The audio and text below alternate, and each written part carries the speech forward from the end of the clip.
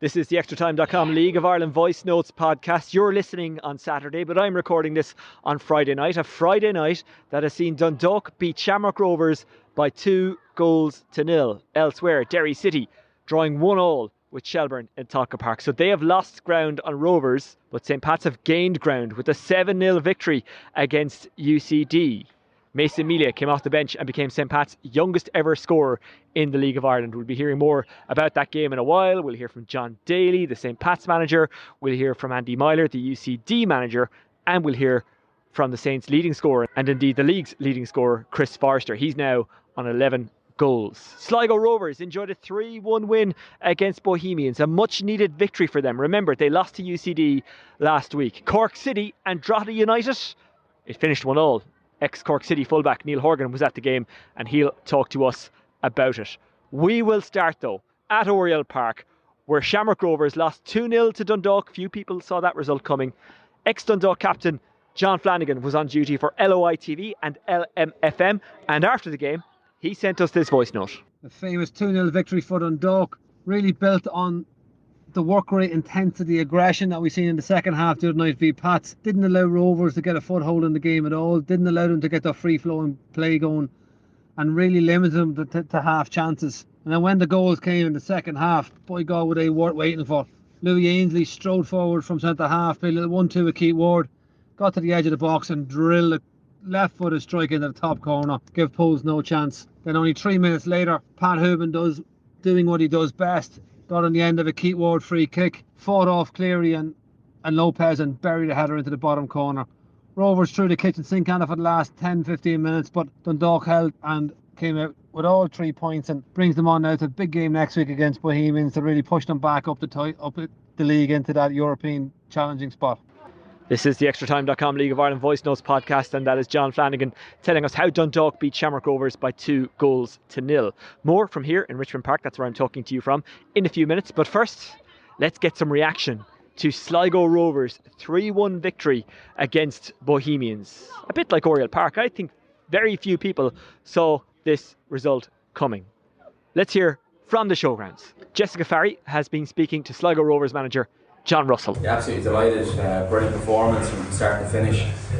We wanted energy tonight, work rate, desire, close down high up the pitch, counter press, and then when we were on the ball to be clean and move it. And the first goal I thought was really, really good play. It started from John Mann, just landed it into midfield, bounced it out, and we broke through. And Matt's really the first ball, and Katie gets his first goal. So delighted with him tonight. I know he was disappointed second half, picking up the red, but overall, really positive night.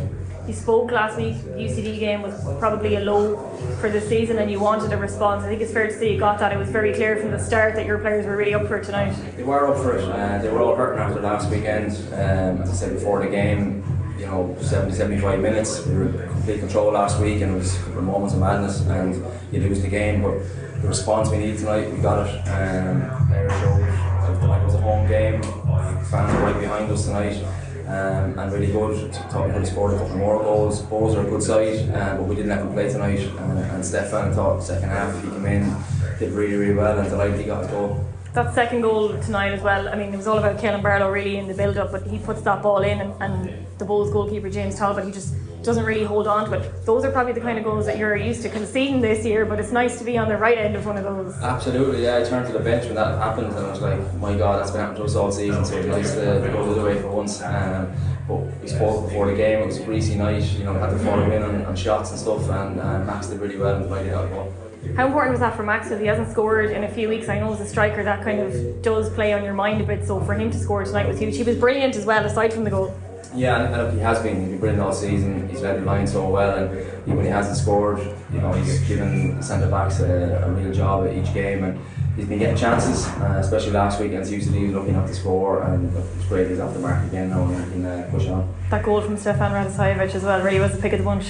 It was brilliant. We see him in training, and I knew the quality that Stefan had, so we brought him to the club, and he's worked really hard in the background. And I felt the second half he worked so hard, his pressing, his energy, and when we went down to 10 men, but delighted he showed his quality tonight, that's right. And that's the kind of performance though your side are capable of, which has kind of made the poor run of form all the more frustrating. It is, yeah. Look, I spoke before the game tonight. I showed the guys clips from the previous games this season where we've been at it, in and out of possession, dominating the ball, getting across in the box, getting bodies in the box, pressing, and that was the message. Get back to what we're about. Sometimes when you're in this situation, you're losing games, confidence is low, there's a bit of a fear factor, and things are going against you. We got back to what we're about tonight, and hopefully we can keep on. This is the ExtraTime.com League of Ireland Voice Notes podcast, and that is John Russell, the Sligo Rovers manager, speaking to Jessica Farry, who is on commentary duty for LOI TV, and they were talking about Sligo Rovers' 3-1 win against Bohs. What a big win for them. Right, let's concentrate on the action at Turner's Cross. Cork City against Drogheda United. Cork City and Drogheda United in that little mini league with Sligo Rovers. All three of them trying to avoid the playoff spot, the relegation promotion playoff spot. It finished 1-1. Ex-Cork City fullback Neil Horgan was there, and afterwards he sent us this voice note. I think Cork City would be the happier team. Drogheda, to be fair, controlled most of the game, certainly up to when they scored. They were in control and seemed more organised. Gary Deegan particularly controlling the game for them in the middle of the park using his experience. Their back four were quite good. The two centre backs, Adegboyega and Conor Keeley, were strong, and City didn't get much change from them. Their right back Ahui was excellent. The right back who's on loan from Lincoln, he was one of the best players on the pitch, and Drogheda seemed to be in control. City for most of the game struggled. They tried to play out from the back and persisted with it for what seemed to be too long. Drogheda were catching them by pressing up high and inevitably getting the ball and up high, and whilst they didn't create much from it for 60 minutes, it turned out to be fruitful for Drogheda, because on 66 minutes again they overturned possession with Cork City trying to play out from the back deep in Cork City's half. Darren Markey, the ball fell to, and he played a nice through ball to Adam Foley, who stuck it with his left foot into the bottom right corner of Jimmy Corcoran's goal. And so things were looking bleak for Cork City. Dark clouds actually down here covered Turner's Cross at that time, and it looked bleak. In fairness to the Cork City team, they persisted with playing, which I personally felt was somewhat naive, but I was proved wrong in circumstances where the equalising goal was a fantastic goal for Cork City, and they played from one end of the pitch to the other, so they persisted with the playing out from the back, and it actually on this one occasion really worked out well. Cian Bargery was involved at right back. He'd come on and done well, and the other substitute who came on and did well was Barry Coffey, who's been in and out this year. Was injured at the start of the year. However, he played a lovely ball over to the left back, and the young John O'Donovan would deliver a lovely ball into the box. And Joe O'Brien Whitmarsh, who's been real fine for Cork City this year, the 18-year-old, cushioned the ball down with his chest and stuck it in with his right foot into the bottom left corner of the goal, which would be a priceless goal for Cork City. The next 15 minutes of the game were kind of end to end, teams kind of somewhat naively leaving space for the others to attack, both teams going for the win. Ryan Brennan will be particularly disappointed with what looked like a gilt-edged chance for him late on. Almost on the 90th minute, the ball was squared to him and looked like an easier chance to score, but he'll be very disappointed that he didn't do so. City had a number of chances late on, with Aaron Bolger in particular coming into the game late on, some lovely runs and crosses, and Darren Markey just at the death also on the left side for Drogheda, had a run on the left side for Drogheda and was very unlucky not to score with a shot across the goal. So ultimately I think Cork City will be very happy with the draw in circumstances where for a long time it looked like Drogheda were in control, and when they got the goal it looked like City might be facing a 5-point deficit in their opportunity to stay above the playoffs. As is, they're only 2 points behind Drogheda in what, with Sligo result going against, I suppose, both sides tonight. The draw was crucial, and the Turner's Cross faithful won't be too disappointed on the night. City ended well, and to be fair to them, their persistence with playing the ball out from the back paid off, and it was an entertaining game for the last 20 minutes. And I feel that both these sides, there's not a lot between them, and it's going to be tight between them to see who might finish in the second last spot, assuming that UCD don't catch them. So 1-1 from Turner's Cross, entertaining in the end, but both sides, I suppose, will look at chances towards the end where they may have just won the game. But to be fair, I suppose in the end, perhaps a draw was a fair result, with perhaps Drogheda being the one who might feel slightly aggrieved that they didn't win. This is the ExtraTime.com League of Ireland Voice Notes podcast, and that is ex-Cork City fullback Neil Horgan on Cork City's 1-1 draw with Drogheda United. Cork City up next for them, St Patrick's Athletic. And last night, as you listened, St Pat's beat UCD by 7-0. Tommy Flanagan getting his first goal, and he followed it with the second for the club. Melia came off the bench and got a goal. What a strike. Well, it wasn't a particularly good goal, but it was well finished. You know what Keith Treacy said? He showed a poacher's instinct to get there, and he won't care that it wasn't that aesthetically pleasing, but in every other sense, for him and indeed all the Saints fans, it was very pleasing indeed. After the game, I spoke to ex-Saint and former Republic of Ireland midfielder Keith Treacy, who was on duty with me for LOI TV, and Keith gave me his thoughts on the game. I thought it was a very dominant display from St Pat's. You're coming here, you're expecting UCD to keep it tight, keep it narrow, disconnect the crowd. The crowd weren't really up to much, and the emphasis was on St Pat's to start with a tempo.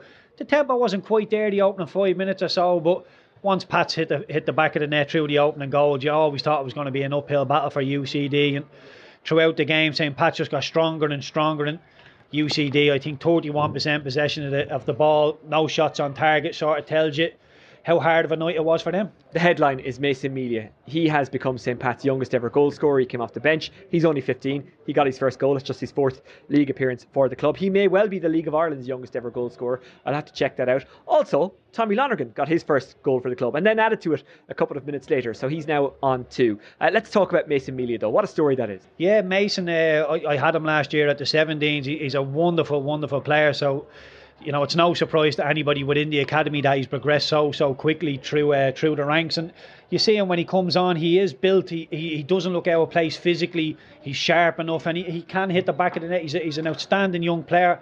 He has the world at his feet. And look, I've said it many times before about Mason, and I do hate saying it because he's one of these lads that has all the tools in the world. He has all the tools he needs to go and be whatever he wants to be in this world. So he can do whatever he likes. And like I said, I hate putting that pressure, that weight on his shoulders. But when you see him training, when you see technically, when you see his finishing ability, the pace, how sharp he is, his thinking, he is a really, really good player. And when you throw into the mixer, he's only 15, Oisin, this boy, like I said, he has the world at his feet.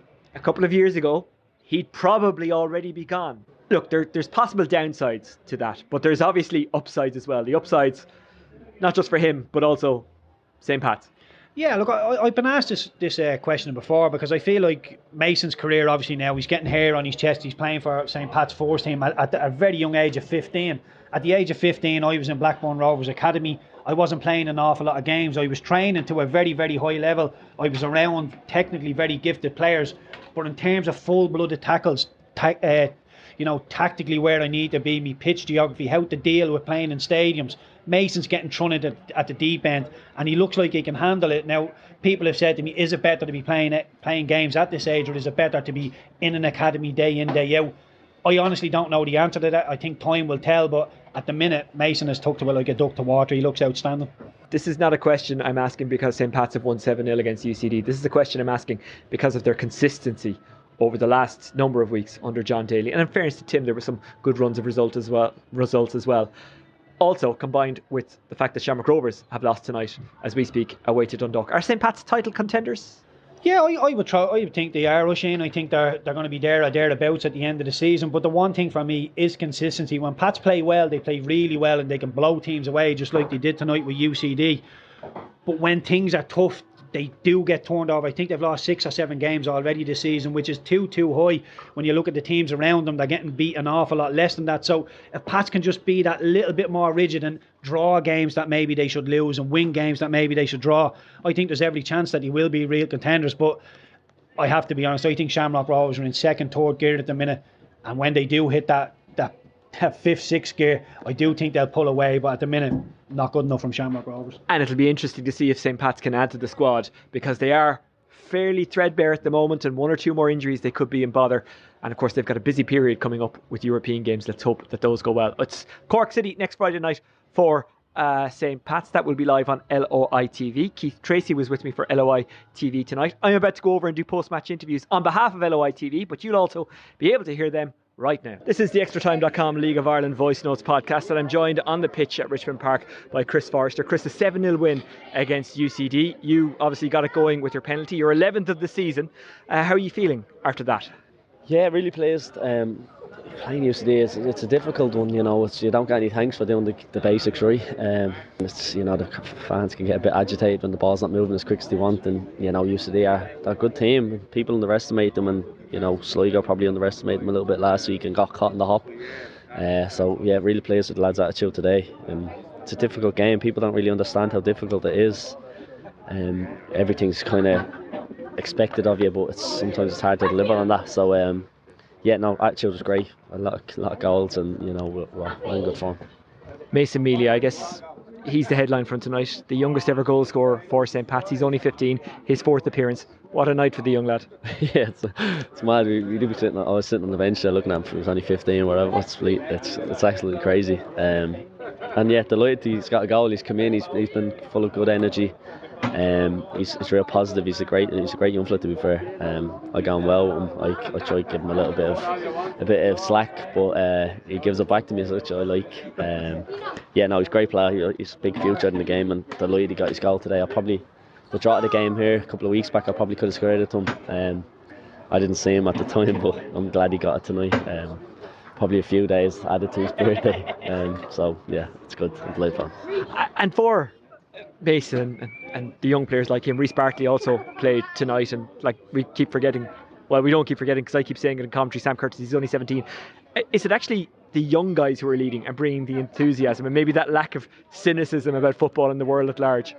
Yeah, you could probably say so. You know, they're young, they're eager. And now as you get older in the game, you kind of you look at them and you say, you know, that's the enthusiasm, and you know that I had once. Not that I don't have it anymore, but you can see the glimmer in their eye, and you know the potential in them, which is great. Every one of the lads that has come in, there's a lot more young lads in there. They've come in and they're bubbly, you know, and they're not shying away from any challenge that's been given them. And like you said, Sam Curtis goes under the radar, but my God, what a player he is! Serious, attitude perfect, everything about him was just perfect. Celebration was a bit ropey, but no, delighted he's got a goal as well. He had a couple of chances getting an assist, just didn't go the way. Unbelievable player, and yeah, like you said, with the young lads, there's an enthusiasm and you know, you can feel the potential on them. It's great. It's a great addition. They're coming in, they're holding their own as well, which is great. We started this interview by mentioning you were 11th of the season. Was goals a particular focus for this season for you, or is it just the way it's kind of worked out? Just the way it's kind of worked out, you know. I find myself kind of scoring a different variety of goals. The header against Daly, and then obviously a couple of pens, but you know, probably working a bit harder to try get the goals, and you know, focusing more on just hitting the ball rather than trying a little chop here and there, which I tend to have a little bit of a bad habit of doing. But now collectively, I think we're working well as a team, and it's just fallen to me kind of. I think, yeah, like you said, it wasn't the aim at the start, but you know, I'm here now, so I might as well keep trying to get the goals. Now, I didn't actually see what the full-time score was from Talca Park, so I don't know if Derry managed to get a winner against Shells, but I know that Shamrock Rovers were beaten by Dundalk tonight. Here's a question that no doubt you love. Are you title contenders? Sure, why not? You know, we're in the league to be competitive. John has us rallying. It'd be silly to say no and we're just concentrating on game. But yeah, fair enough, you concentrate on game, but that's the only way you're going to be in the title challenge is the next game. We're there, so that's the main thing. We'll continue to try be there, and that's all we can do. And this is a great place to be at the moment. You know, most games are sold out. There's an enthusiasm. The football is good to watch. I'm sure it's enjoyable to play. You know, there's a lot of positivity around Richmond Park at the moment. Yeah, absolutely, and I think it's brilliant since John has kind of took over. It's kind of got a bit of life back into it. We're playing good stuff. Everyone's happy. Young kids coming through, shining. Older lads putting in shifts. Yeah, it's been good. It's been really good the last few weeks. Chris, thank you. Cheers. Andy Meyler, UCD manager, 7-0 defeat here against St. Pat's. How do you sum that one up? Difficult night, obviously a lot of disappointment in the dressing room. Thought we were in the game at the start, but we coughed up, you know, a very easy penalty, like a sort of naive challenge in the box. It gets Pats up and running, and then you know, really poor woman Pats had probably made a mess of a free kick, and we turned it into a decent chance, so and an OG to get them up and running. And then afterwards, force them in the second half, they get a goal. You know, when we're thinking a goal gets us back in the game, and then it just gets away from us a little bit. And I suppose there's just not enough experience on the pitch to deal with it. And we're trying to plug holes, and it gets away from us a little bit. That hasn't happened to us. Happened to us up in Derry last year. It's a learning. There's a new group there tonight. It's a learning for them, and the important piece is that doesn't happen again. Sometimes at this time of year, UCD lose a few players. Is that likely to happen in this window, which opens in a couple of hours as we speak? And if so, how damaging could that be? No, I don't think so. We lose, I suppose. Sam Todd will move on after he's finished up with a first in his degree there last week, but he'll move on. But Sam, unfortunately, has been injured all this so far this season, so it's not like we'll miss him out of the team as such. But we're actually due 4 or 5 players in, unusually, so it'll make the squad a bit stronger from that end of things. So we're actually looking forward to the window this time around. And I guess we saw how roller coasterish this league can be in the fact that you beat Sligo last week. Tonight, Sligo Rovers beat Bohemians. Yeah, that's it. I mean, there's probably that. Honestly, even Dundalk beating Rovers tonight, I suppose. So, listen, there's a lot of strange results. It's a funny league this year. So we'll be looking to make hay with some of that funniness that we can get some results. But I think, like you said, Oisin, I think it's 1 week. Every week we just have to focus on trying to get a result. If we look too far into the future, or if we keep on looking at the past, it's not for us. We just need to focus on what's next. Cheers, Andy. Thanks, Oisin. This is the ExtraTime.com League of Ireland Voice Notes podcast. John Daly, St. Pat's manager. A 7-0 win against UCD, but I think the standout headline from this game is Mason Melia at 15 coming off the bench and scoring his first goal for the club. He's the club's youngest ever scorer at senior level. Yeah, what can I say? It's remarkable. He's a top player, and he's obviously going to have a very, very good career. I think again, he's getting on the pitch. It's down to his performances in kind of training and stuff like that he's getting the opportunities. Obviously a little finishing competition yesterday that he won as well. So he certainly knows where the goal is, and he was probably unfortunate not to get a second there. That the defender blocked from a sweeping move down the right hand side that he done really well to get on the end of, and the defender made a fantastic block. So I'm delighted for him, delighted for his family. It's a fantastic achievement and first of many. In previous years, and the way the rules used to be, he'd probably already be gone, but he is still here. He's at St. Pat's. He's getting senior football. Is that better for his development? Is it just the way it is, and we kind of don't know what effect this will have on younger players? What way do you see it? Yeah, I was him in terms of the age. When I went to 15, so I understand that the rules have obviously changed now with Brexit and stuff like that. So I think the most important thing for me, is that the younger players are getting opportunities now to play first team football. We're a club that wants to do that and give young players a pathway through to the first team. Myself, the coaches, we don't look at their age. We look at where they are, like physically and ability wise, and Mason's he's not playing like a 15-year-old. Reece Bartley getting on the pitch tonight as well has come into the training group and done really well. So I think when they do well in 19s, it's important that they have a next step, and that next step, obviously the way the structure is at the moment, is first team. So it's important that we then try and get them into the training group to give them opportunities to express themselves, and when they do well enough in our group, then they're obviously ready to go in on the pitch. And I think there's different ways that players will develop and progress, but I think playing first team football at a young age and playing up the ages in the academy, I think, is the way to develop players. What are the practicalities of having the likes of Reece, and I can throw Sam in with this as well, and Mason around the first team? Do you have to have a no swearing rule? The lads have to talk differently because they're kids. Mason's only 15. Yeah, no, I think you obviously have to be mindful of that they are kids, but I think they're obviously coming into an environment, in a football environment, that they're hoping that they go on in, and I think it's good learning curve for them, like that they come into an environment like that, as you say, and they try and learn and try and develop. Coming in, like for the likes of Mason coming in, and being around someone like Owen Doyle, who's had a fantastic career and still at this age is still training really, really hard and doing everything right, and so to see what it takes from someone like that, I think it's really important. Then you look at like Reece, obviously looking at the likes of Jamie Lennon and Toyce Timmermans in there, and then Chris Forrester, so I think it's great for the young lads, and it's something that we're obviously looking to do, obviously through the summer holidays and stuff, get them in as much as we possibly can, just to try and expose them to that environment.